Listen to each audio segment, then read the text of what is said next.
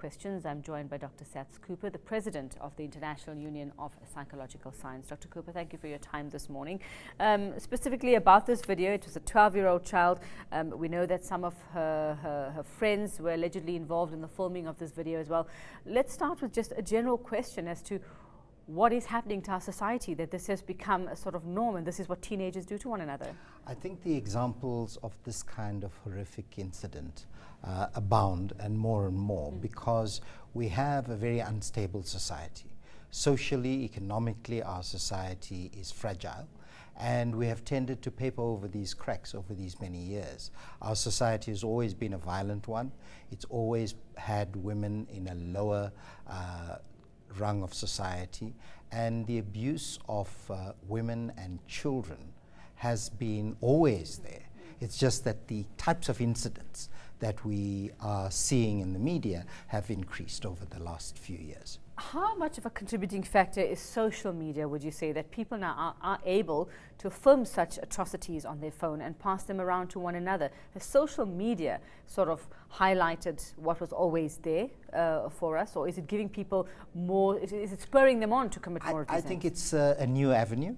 I think it is a voyeuristic thing that people across age strata will tend to watch, but it also underpins the lack of values, if you like, in our society, and how easily we've been overcome by violence and the diminution of females in our society.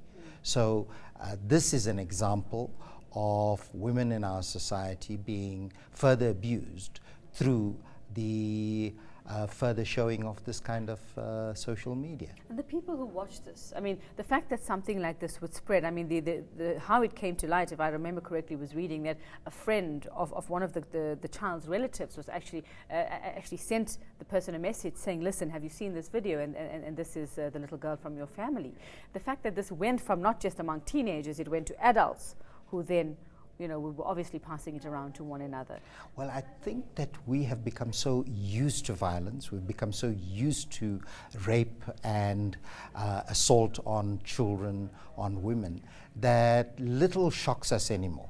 We've almost become inoculated, if you like, and that ability to cry out in rage against these incidents has diminished. So we don't get the outrage. We only get it when there's massive media focus. So you will get a minister or two showing up at inappropriately at funerals or things like that, but we don't have a moral compass in our society that says this is wrong.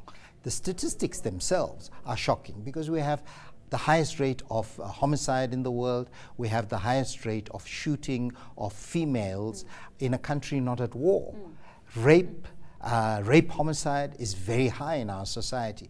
These facts ought to sober us, but nobody flags these. We only look at them when this kind of outrageous incident happens. Dr. Cooper, what is the danger here? Like you say, we've become so immune to all of this going on around us. What is the danger? Where is South African society heading?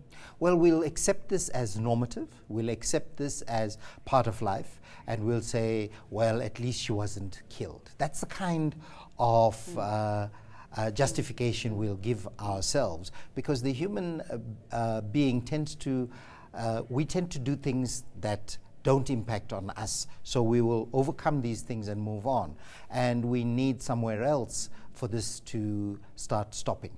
Our education system, our media, we need to inform, we need to educate ourselves about what is appropriate conduct. In these last 20 years of democracy, we've achieved political heights, but we have dropped in terms of social mores. All right, very scary indeed. Thank you very much. President of the International Union of Psychological Science, that's Dr Saths Cooper. Know more. eNCA.com